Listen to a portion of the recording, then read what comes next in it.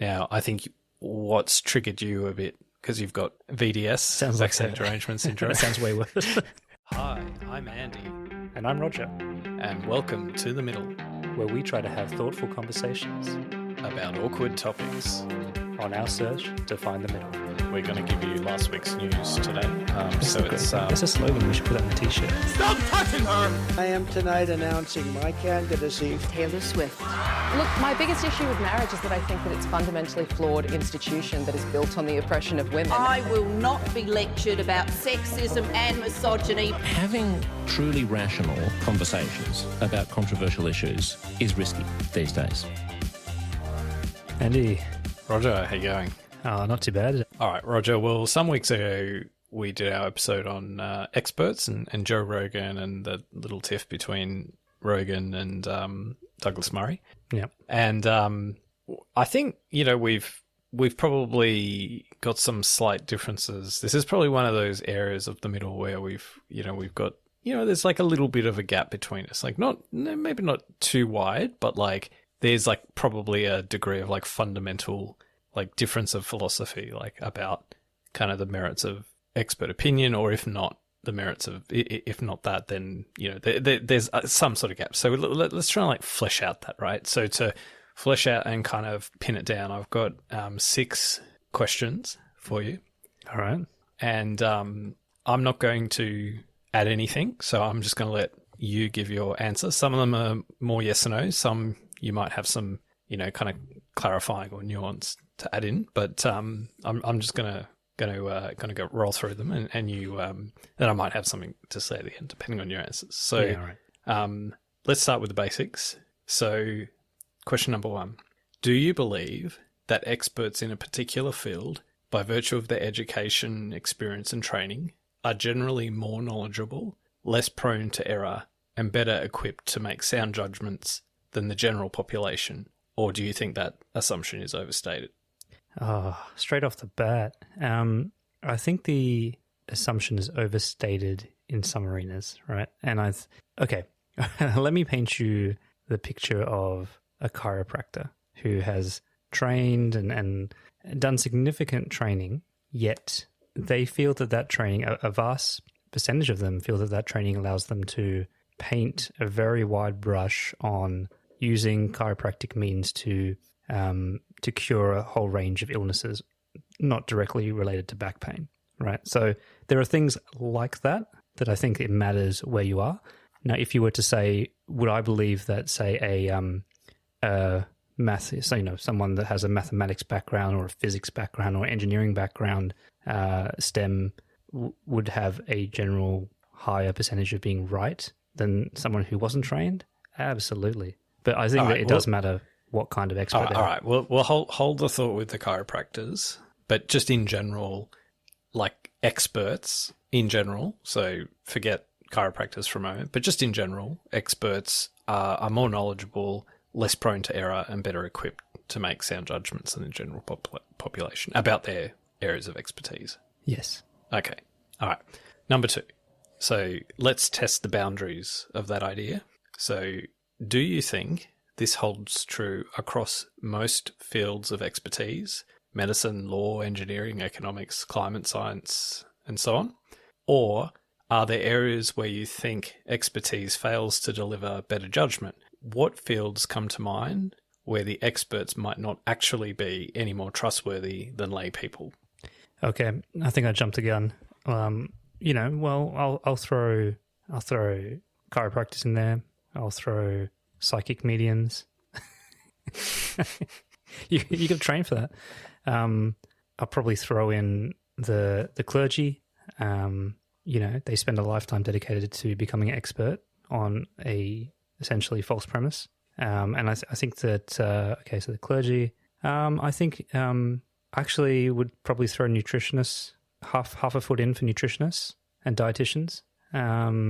I think definitely some very niche academics, the economist who is obsessed with, a very, very certain kind of bubble theory or whatever it may be, and makes it their life's work to kind of represent that position.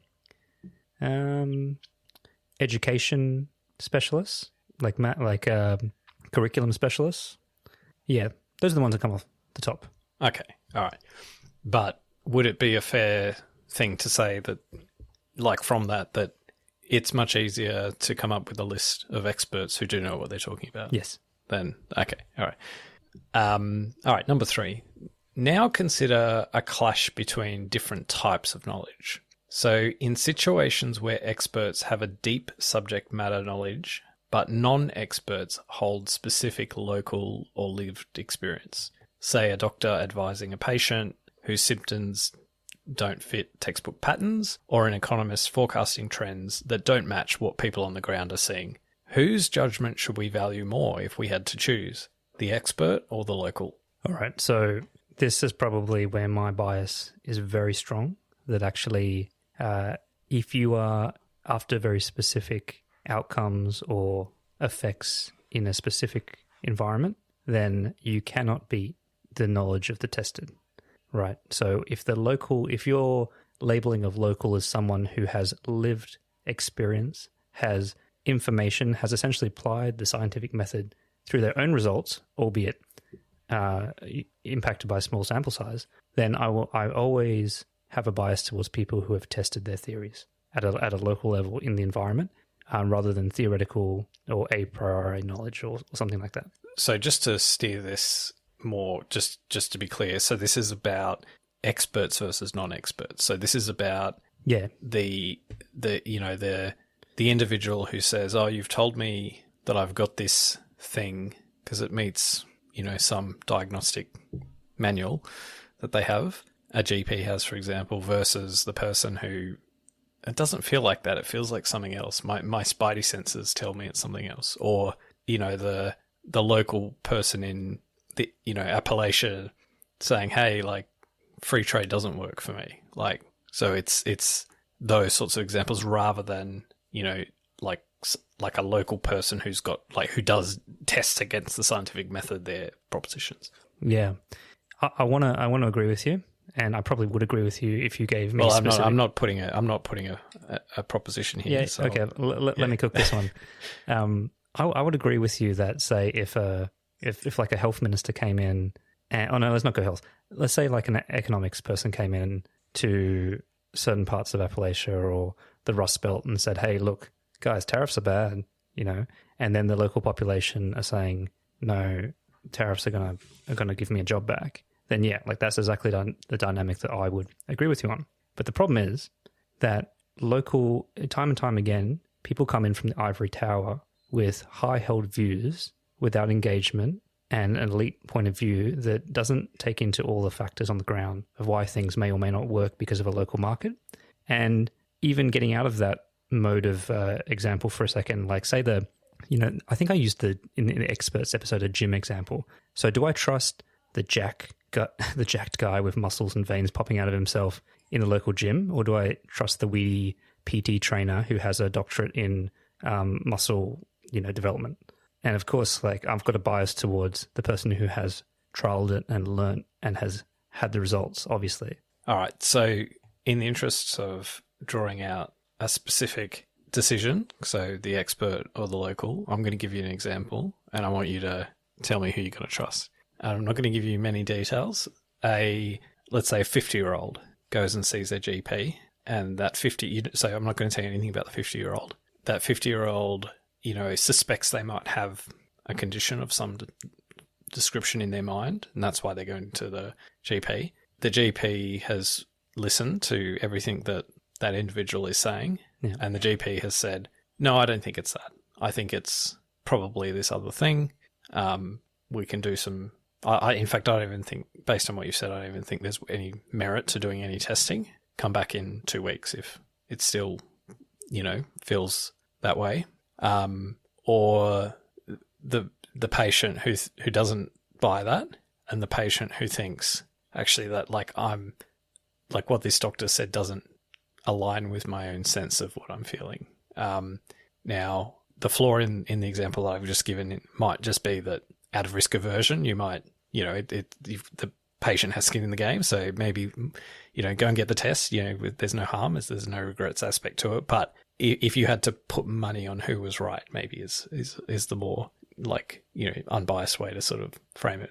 Like, who would you put money on as being right? Can I ask a few clarifying? Okay, yeah. Let me get there. Is there a history of hypochondria or symptoms that resolve themselves continually over this patient's life? Well, in some ways, I'm going to give you as much information as the GP would have, which is you don't know. You might not know. Then I'm going to go with the patient because they're the only ones that are responsible for their own health and they know themselves, right? So like a good example, if I can tweak it just a little bit, so I'll give my answer. Let me build on it. If you had a young daughter, who was complaining continually over an extended period of time of a pain in their stomach or some kind of lower organ, so that was going on, and you took it to the GP and they kept saying, nothing's wrong, nothing's wrong, nothing's wrong, nothing's wrong. But your daughter kept saying, Daddy, it still hurts. Yeah.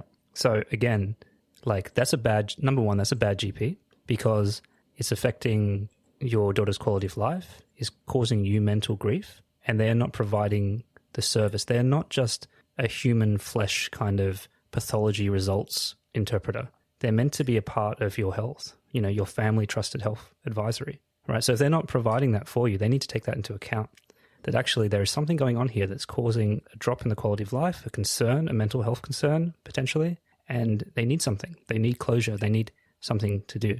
Now, that's a very different circumstance from a hypochondriac that my elbow feels funny and just resolves itself over and over and it's something new every time or whatever it is. But you are responsible for your own health. You're responsible for the health of your daughter. And if things go wrong, that doctor, that GP walks away scot-free. It's not their daughter that bears the consequences. You do as the parent and your daughter. All right, let me bloom this up even more. What if someone said, that COVID, I think it came from a lab? I'm just joking. Right, next one. All right. All right. So following on from that tension about, kind of different types of knowledge, so expertise about, let's say the way something works versus like local knowledge of, what the conditions are for an individual and so on, right? So, and in the context of experts, would you agree that it makes sense for experts to rely on protocols, rules of thumbs, or generalized recommendations, especially in cases where individual variation is hard to account for, because those approaches lead to better outcomes overall? For example, encouraging all buyers to get a building inspection or promoting vaccines across a population, even if some individuals are hesitant. So overall answer would be yes. Is very important, I think, if you're going to react to like a public health or some kind of population-wide advice, I would expect those protocols there. But I guess I would want a level of transparency. Where I diverge from that is that, say, in the vaccine advice situation, that the trade-offs are not transparent and then they're kept from the population, right? I know that can be tricky when you're trying to move the needle on, say, vaccine adherence, but I fundamentally don't believe in, because then it gets you back to this method of, there will be some casualties here. There will be some collateral damage, but it's worth it for the end result that I'm trying to get. And I don't think that should be your choice as the expert. It should still be, where the responsibility should be where the impacted parties lie, right? So that's my view on that I think it needs to be very transparent. If there are negative side effects or there is a risk that the parties need to take on board. So just to flesh that out a bit more. So you mentioned like where it's not transparent. So you mentioned like vaccines weren't transparent, like say like the costs and benefits, right? But I mean, I think during COVID there was a lot of transparency about the advice. Like there was a lot of like say in terms of advice on what the vaccine recommendations are, I think they were very transparent about that. I think they published a lot of information about how they came to sort of balance risks of taking versus not taking, and what went into guiding their decisions. Disagree. Well, I mean, so my question then is, what more did you want? Like, I think Atagi did publish copious amounts of information about like the decisions that they made in terms of what they recommended. I mean, it was necessarily, some of it was necessarily like finger in the air stuff. You know, it wasn't a propaganda process where they wouldn't publish, you know, the other take, the other perspective of it. Like, I think if you go through their decisions, you would be able to find discourse within their decisions, or, you know, underpinning their advice, like the counter proposals or the counter arguments that they considered in forming their opinion, right? So, and it's similar to, you know, if you read a court decision, right, the judge will go through all the arguments on both sides and give, you know, and give the ruling based on like weighing up of evidence or whatever. And it might be that there isn't any firm, solid evidence, and it is a finger in the air situation, and there isn't this certainty. But like, just to the transparency, like when you say you disagree, like, or you would want more transparency, like what does that look like in practice? All right. So I'm trying not to dig into the specific things for COVID, because we've spoken about that a long time ago and it didn't end well. But I think Atagi, you know, we went through this conversation around like it should just give the facts. But it kind of pushed a little bit of a recommendation or an agenda, which... Well, that's what it exists to do. Well, right? you know... It's an advisory group on it. It's literally called the Australian Technical Advisory Group on Immunisation, right? Yeah. But we went through this discussion around, does it just kind of give the pros and the cons and the risks, and doesn't really tell you what to do, rather than just like, this is our advice on it. But, you know, you decide. It was a bit more heavy-handed than that. So it goes to your question of like, it's still better to provide this population advice to say, encourage people to get vaccinated. Now, let me just clarify a few things and why I brought it up in my example. I'm okay for most of what you're talking about, but it's the kids. It's the kids. You know, I think that whether it's this or the trans gender affirming care or what, the kids are the bit that add in this wild card element. And I think it needs a new set of protocols when dealing with people's kids. And I think that just like the weather app changes depending on the latest data, I think that the information that came in was changing because it was such a dynamic time in COVID.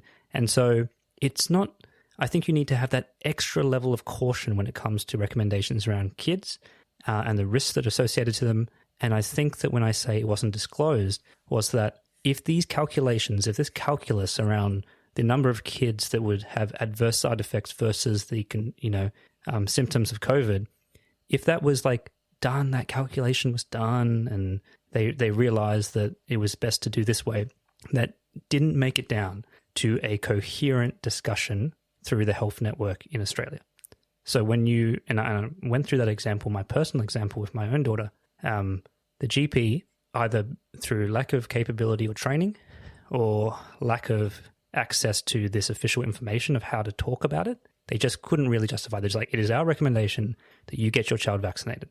And I'm like, well, I've got some questions. You know, well, she's already had it. She had no symptoms. Like, why now? What will it do? It is our recommendation, and start to get pissed off because they're the expert and I'm not. All right. Well, let's park COVID because, I mean, the only thing I'd just add to that is that, you know, there's the official advice, which is to the, you know, I mean, that Atagi advises the minister, so it's not advice designed for the population. So it's, you know, advice to people within government, like a government decision maker is generally, well, finger in the air. What would you, you know, if you've got to pick a number out of, you know, out of a hat, like, well, what's your guess? That, you know, so there's a lot of uncertainty here, and they've got to use their best judgment, and that's what they, you know, so they didn't necessarily cover off it. You know, I don't think they were doing the, you know, the calculus on, you know, got the spreadsheets out to work out every single, you know, permutation of it. They landed with a general piece of advice, and then of course that gets filtered in or doesn't get filtered down. And I think from memory, I don't remember specifically what they said about kids, but I think it was almost like they were grappling with it. It was this area of like trade-offs being a hard one, and, you know, maybe landed on the side of doing it. But anyway, let's park that, because and there were other agendas in there, right? Like you said, there was an opening up of the economy. There were things that weren't directly related to your child's health that were all mixed in this area. Well, probably they would argue not. They would probably say the advice from politicians to vaccinate might have been based on, like, as in, like, let's all get to 80% would have been driven by... It's not a race, right? Broader... Well, yeah, I mean, that's if you've got to secure them. But anyway, let's move on from COVID.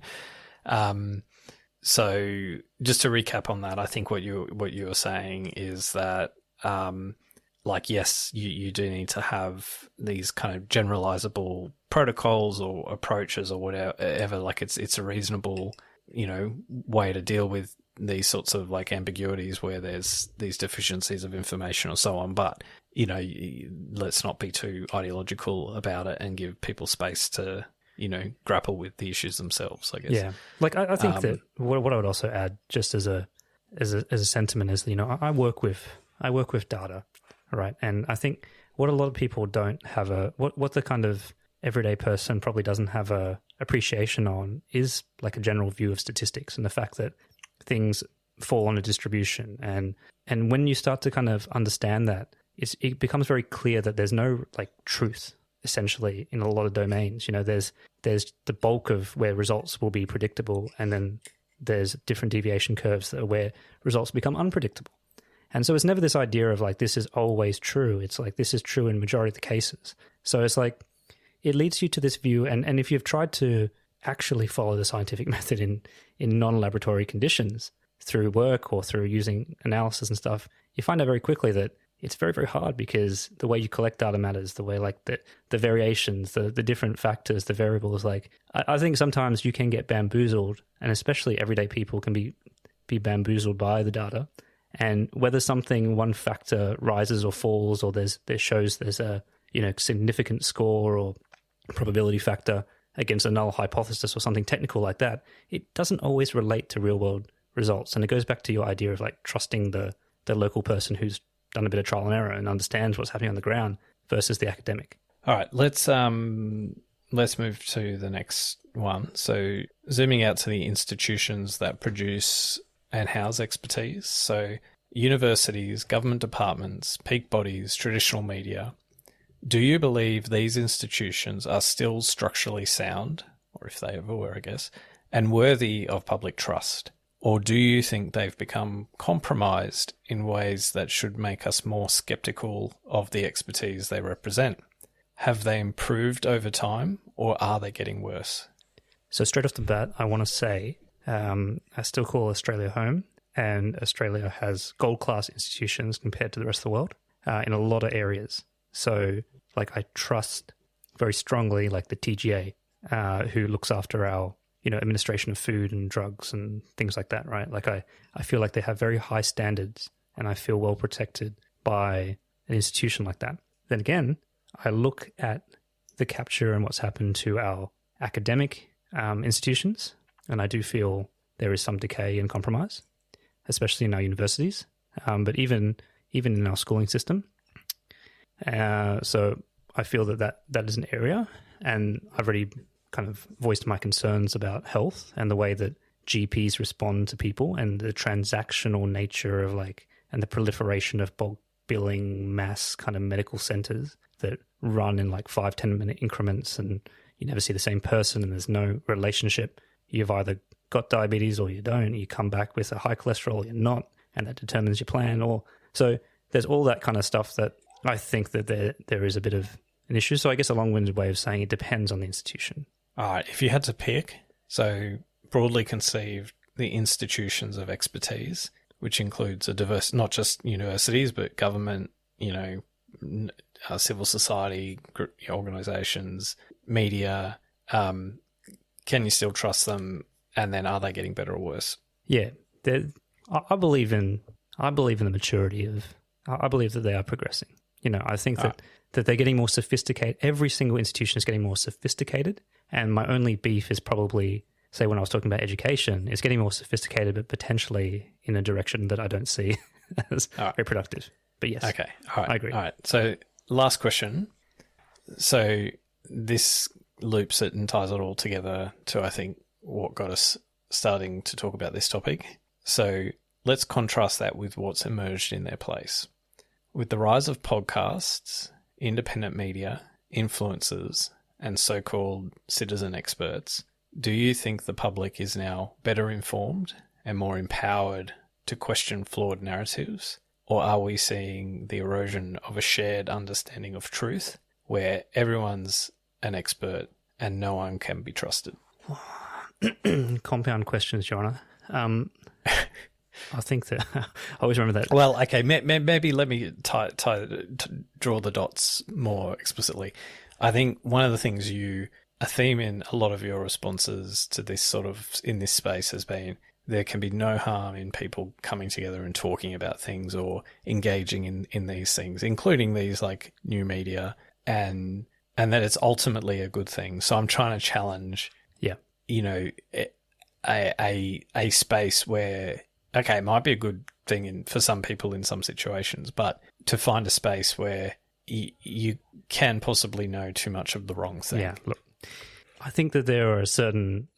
The bit that I find hard with this is stepping outside of my experience or maybe our generation's experience, where I feel like because we are on the transitionary element to this, we've seen both parts, right?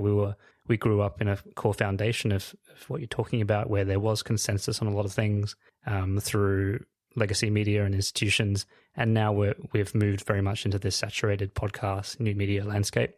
And so I feel like we have the tools to benefit, get all the benefits from the new media, but also still not lose ourselves in it, right? So, and I feel strongly that, like, I don't look at the new media landscape, and it's never a threat to me, and a threat to people like me. But then again, if I try to just, remove myself and look a bit broader, I can understand how it will be a problem if that's all you ever knew and you totally rejected a foundational element of like how to understand things. I could concede that can be problematic, and we've spoken about that you can get into dark corners and get radicalized and close yourself off and find your tribe, shut the doors around you. But I just think though, some of this stuff is like I do feel like a little bit of an anti-technologist kind of rebel in my soul. In the same way, when people saw Google Maps or sat navs, they're like, "Oh, these generation, they're never going to learn how to read a map, and they're going to be, as soon as their reception dies, they're just going to be wandering around looking at the sun." I just don't believe that. Like, I think that information, the idea to like explore ideas and concepts and to deep dive by listening into a conversation about a certain topic with maybe semi-experts, and to be fair, there are many, many experts on, like I say, a Joe Rogan Experience.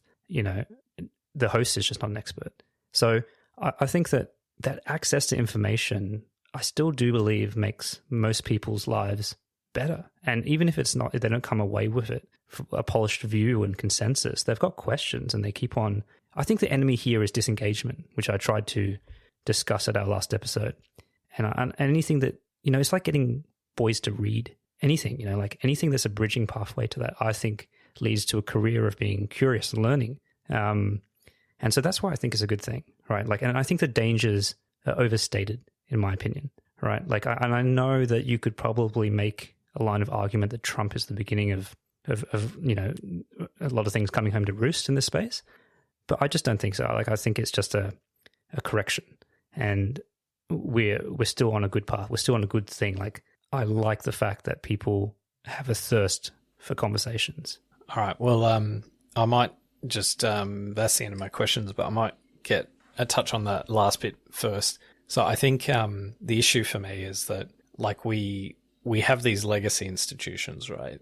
And they've evolved and been developed over many years. And in many ways, they're like very antiquated. They're not very agile.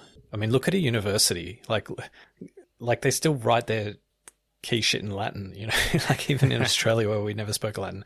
There's all these quirks, or look at, kind of the unwritten rules of like what journalists do and how code of ethics or whatever that they follow in how they conduct themselves. And, the government, I mean, we've spoken before about how government operates, right? That government operates in this very interesting sort of culture. Like, they've got these very strange sort of things to, people outside of government, but they're actually kind of things that protect, in some ways, that protect kind of, the orthodox view, which, and then so if you're an unorthodox thinker, then, or a heterodox thinker, government looks stiff and not very agile. But like, I guess the thing is with a lot of these institutions is that they have served us extremely well. Like they really have, like not just in Australia, but, in like the countries that have been successful around the world, like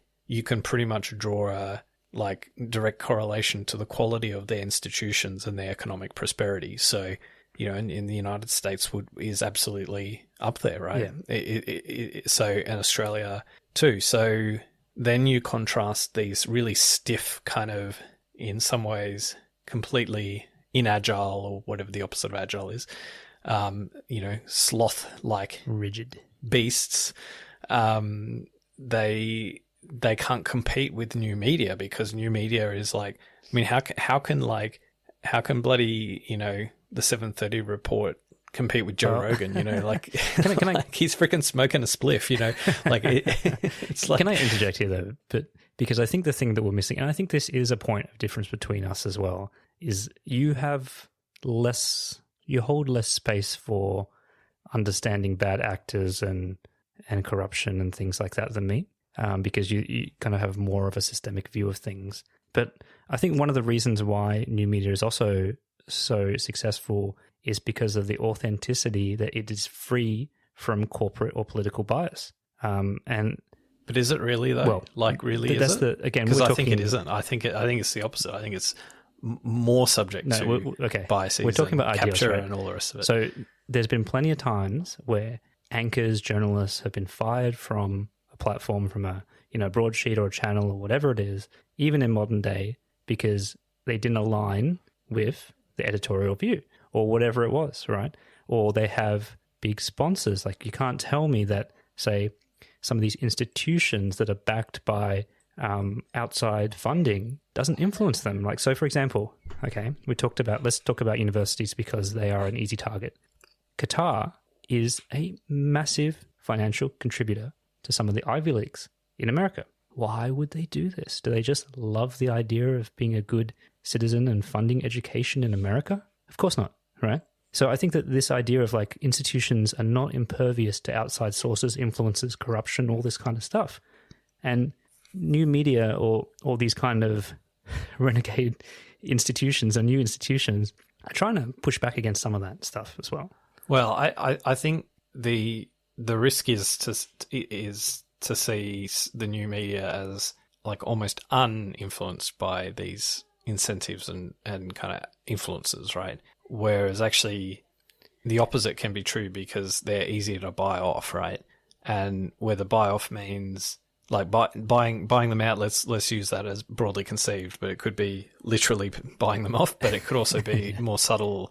It could be more, like what are the combination of things you can do on your channel or on your platform that's going to get you the most likes and views, right? Yeah. So as a result, whereas like, the big longer, the existing institutions, media institutions, and even, the notion of something like tenure in a university is designed to counteract these sorts of things. So anyway, I want to move away from institutions and go back to some of the earlier stuff we touched on. So you touched on. So you're going to give me a scorecard at the end of this, or how's this going to work? No. I mean, I don't. Obviously, I think the very definition of an expert is that they're knowledgeable about their field, and that like we wouldn't have experts if it wasn't that worth investing time and money in skilling people up to have that knowledge to make, I don't know, to support the general population. There's some pretty right? wacky doctorates and yeah, but like they're at the margin, right? But like generally speaking, like in the same way as we want plumbers, like who know shit about like how to fix your pipes or whatever, like they've got a degree of expertise. It's the same, like it's valuable, right? So I think that's a no-brainer. Then okay, are there misguided experts? Certainly there would be. There would be experts that I think you gave ones where they maybe take their expertise and then they almost apply it as though they're experts at everything, or they apply it to other areas outside the boundaries of their actual expertise. Yes, but that comes from within their culture, and you must admit, and I think this, well, maybe not, I'll go in softer than that. I'll leave you up first. Can you at least concede that some of the expert culture, or say maybe the elite culture, leads to a pretty bad interaction with people outside that culture? Oh, 100%. Yeah, of course, because it's a very by virtue of the nature of it, it's a very like condescending relationship. It's I know more than you, right? It's like you're talking to me because I'm here to tell you the answer because like I am the person who can give you the answer and you don't know what the fuck you're talking about. So it's inherent in that. I wouldn't challenge. Can I that. give you one more example with the medical thing? So my youngest daughter had a allergy to peanuts, right? And started going in a bit of a hive. We got really worried and my wife called the ambulance.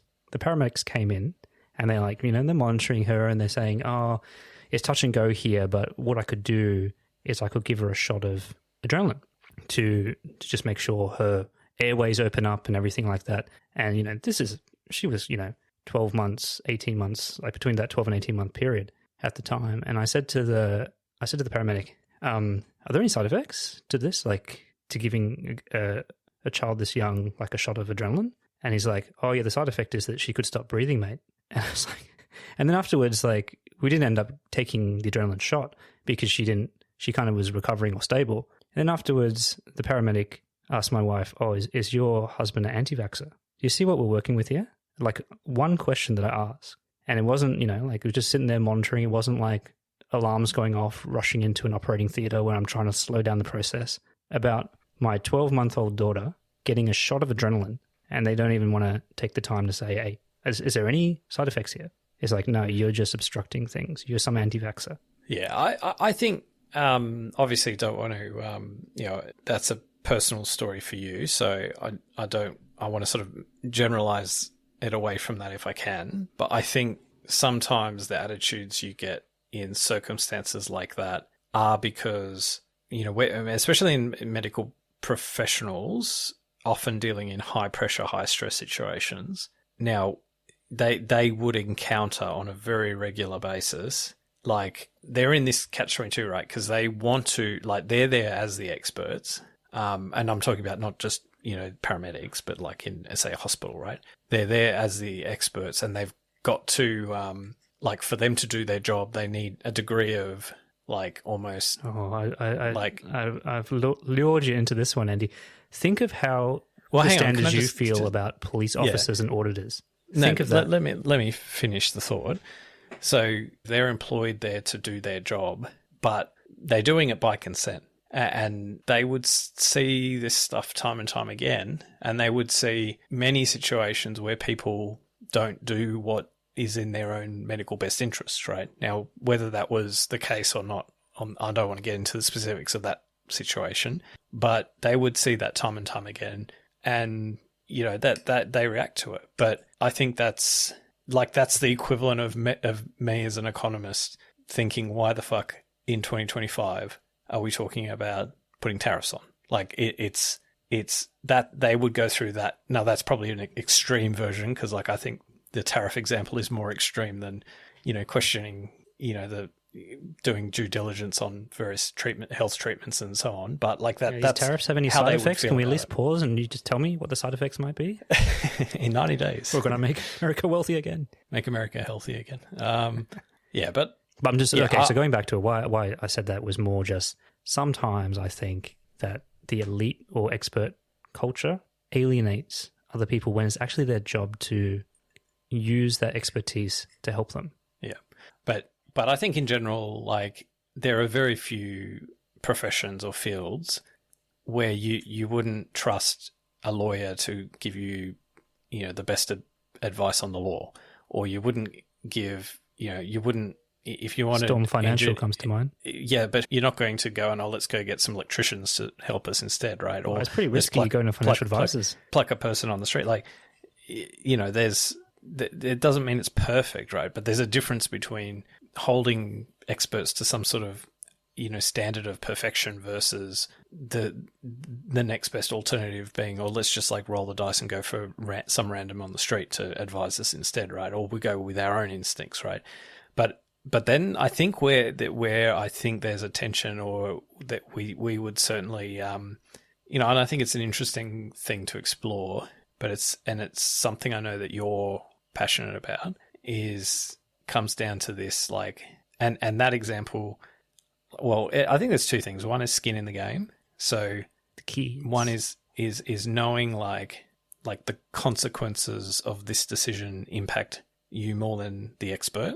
So where the expert doesn't have skin in the game, they're not likely to give as much due diligence on their advice, whereas a non-expert may end up almost even training themselves to actually acquire a degree of expertise that may even exceed the expert, in some cases, right, on that very narrow thing, right? So that's the thing.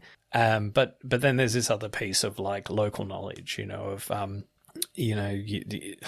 certainly in health, that's a big one, like the patient knowing more about how they react and how they feel about certain things, and how you and actually your own knowledge about yourself or your own situation is a form of expertise as well. So it's almost like this competition of expertise. It's like you're the expert of how this thing works, but I'm the expert of my own context and environment.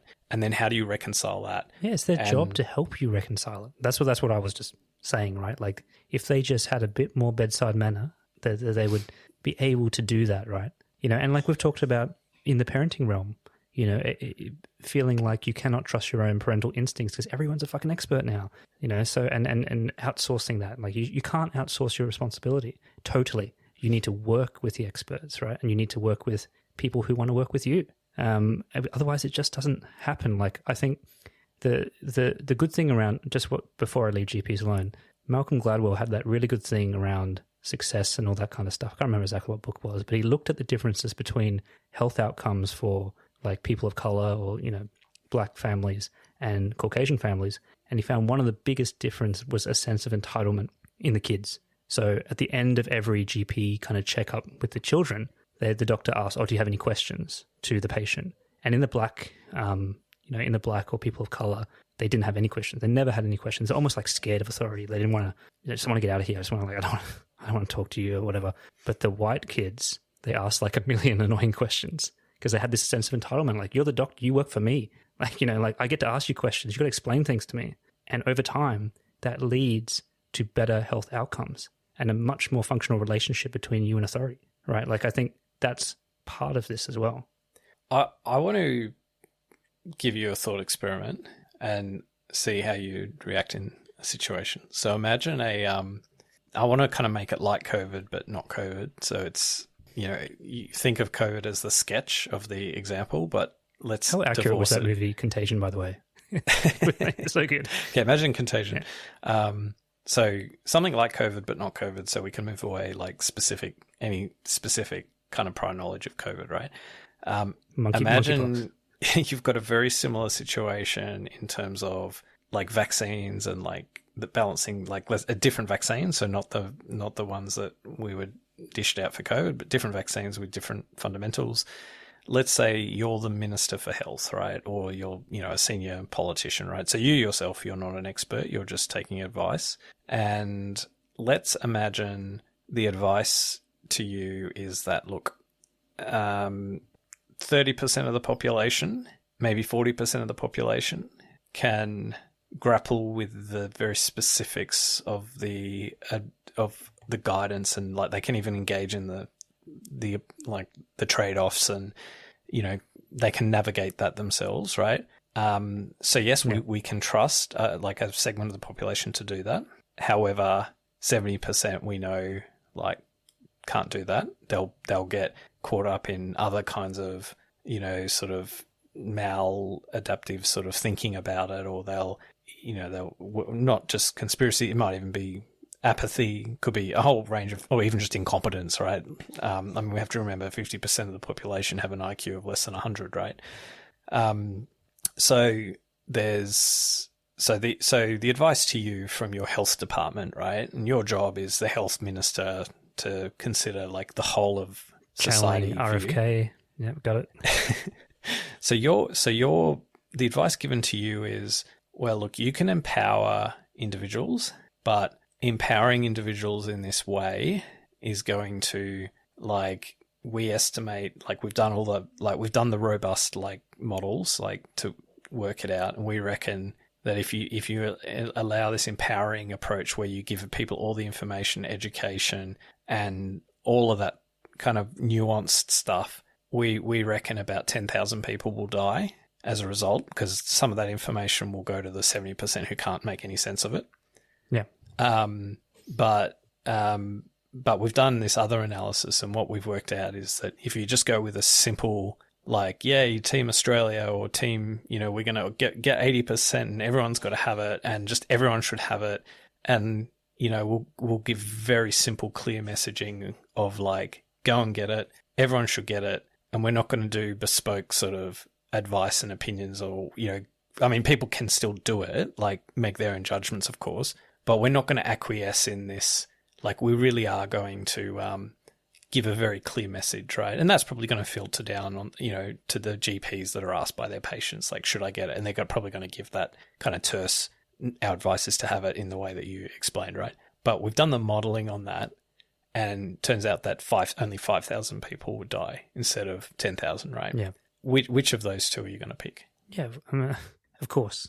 I'm going to go with the option that has the better health outcome, right, in terms of mortality. But I think the things to keep in mind, right, and I think a good approach is saying, hey, look, this vaccine is largely safe for most people, right? And we encourage you to take it, especially if you're at risk.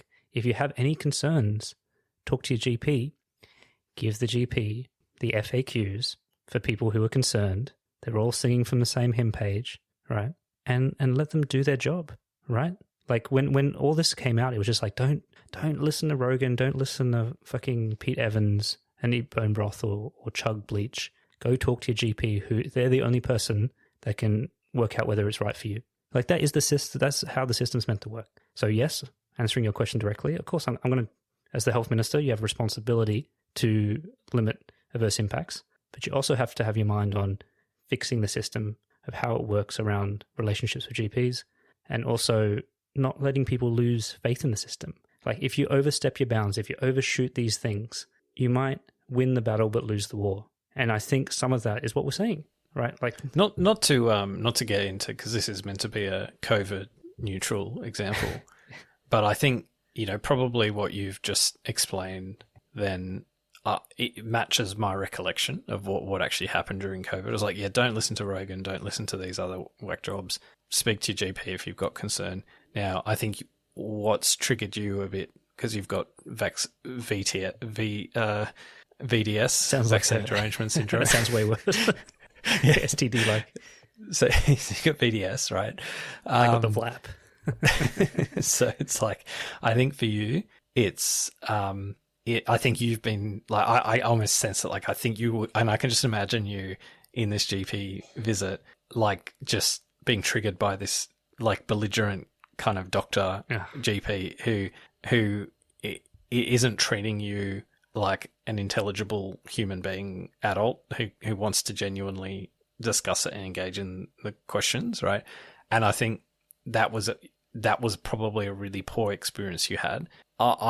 I don't know, because I never went through this. This isn't a situation I was in, but I do wonder if you had, let's say you had that same conversation with 100 different GPs, how many of those conversations would have gone a lot better than the one you actually had? I think they could have gone better, but there were some fundamentals around the advice for kids that I didn't agree with. Like, basically, when push came to shove, they did not respect kind of like organic community, right? And it's very, very, very hard to kind of convince someone to take a cure for something when they've already gone through it with no symptoms, and all you can see is potential like the risk of it, right?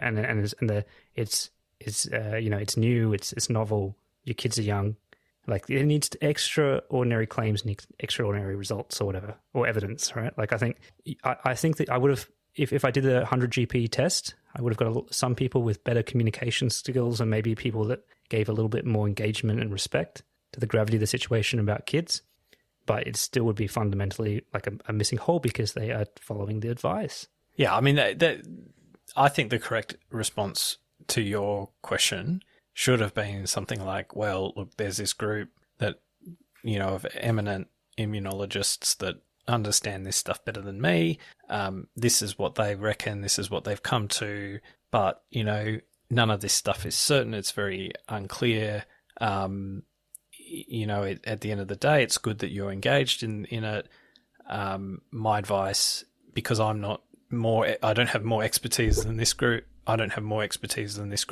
My advice to you necessarily has to be, it's informed by that, and it necessarily has to be to get it, because that's what the experts had to say. But no one here this is no like slam dunk. They're not portraying it as a slam dunk, and at the end of the day, you're empowered to make the decision as a parent. And I think that's probably what it should have been. I think if there was moralizing injected in, that's not called for. And I think the other thing is that's not the way to win over. And I'm not talking my specific case now. I'm talking on more systemic ways. Like I said, I know many local schools, including my own, released a letter saying that vaccinations, encouraging vaccinations, and saying that even hinting that there may be ramifications with play and access to play areas. So look, it was a weird time. It's like the whole our fog of war concept. You only see the path, not the fog, right? Looking back, I get it, chaotic, but it's what it is. And I think that the real test of all of this is if you recreate my exact kind of circumstances of a young child, a young child that has had COVID, asymptomatic, and now they're being urged to take the vaccine without entertaining or having a conversation around why they think that is, or what the benefit would be for the situation. I don't think anyone, even to this day, could say, "Oh, that's a slam." Like you said, that's a slam dunk. I definitely, like, the right action would have been for you to take that vaccine. Like, I don't think anyone could say that. No, I mean the only thing I would say, and this is not to turn this into the COVID episode, although we've probably already done that. But like, I remember that there was always a little bit of misunderstanding of why the advice was to recommend, like at a macro level, like why we needed to get to 80%, for example, was the figure we were, I think, shooting for in where we live. But I think because you hear all the arguments, it doesn't actually stop transmission. Okay, yeah, well, initially they thought it would, but in the end, like, what it came down to was emergency bed capacity in flattening hospitals. the curve, right? Well, no, it wasn't even about flattening the curve. It was about emergency capacity in hospitals. But that was the point of flattening the curve, to allow the medical system to deal with the volume. No. Flattening the curve was about slowing transmission. Yeah, so that the hospitals wouldn't be overrun. Yeah. Well, that's why they wanted to flatten the curve, but that wasn't why they were pushing the vaccine, because the vaccine was never going to flatten the curve, because the vaccine didn't stop transmission. It would, though, because less people would present at ER. Flattening the curve was to reduce R0, right? The rate of transmission between and the rate of exposure. Yeah, but it's the same end result, like less people in beds, right? Which would have the benefit of fewer people in hospital, yes, that's right. But having more vaccines or higher rate of vaccination would not have flattened the curve. No. Because it didn't stop transmission. No, despite early claims. Yes. And well, I mean, people were hopeful that it would, but it didn't in the end, right? So, but the reason they were still pushing vaccines after knowing that, because it wasn't going to flatten the curve, was because it would, people who do get it won't go to hospital. No, I get the semantics, man, but I'm saying it's just the same outcome. A lot of the people say, oh, well, it doesn't stop transmission, or I'm still going to get it, so why bother having it, and all that sort of stuff. It was actually, it's actually about, at the margin, reducing the number of people who present to emergency. There were lots of things. I mean, all the way back when we had this conversation, I think we ended the conversation by saying, look, there probably needs to be a royal commission into it, or some kind of learnings, right? I think everyone's probably too traumatized and tired to actually do that, but I still think that's warranted, right? Like, we've just tried to get on with our lives and ignore it, but we haven't really gone through it properly, right? Like, there's no... Yeah, well, we need some experts to go. Yeah, no, I agree. I agree. And I'm happy to volunteer myself as an expert, citizen expert. Well, as long as Joe Rogan can share, then. But look, I still think, going back to it, Rogan, sometimes the interpretation, I get it, but he was pilloried, I think, unfairly. The other thing is, like, we've had this whole conversation about experts, and it gets thrown about, but, like, we haven't ever really defined experts, right? And in some... Well, you have a few times. Well, not really. Not in any kind of... definitive sense. But like an expert, yeah, we've just taken the dictionary sort of definition, right? As someone who knows a lot of shit about something, right? But A conspiracy theorist, you mean?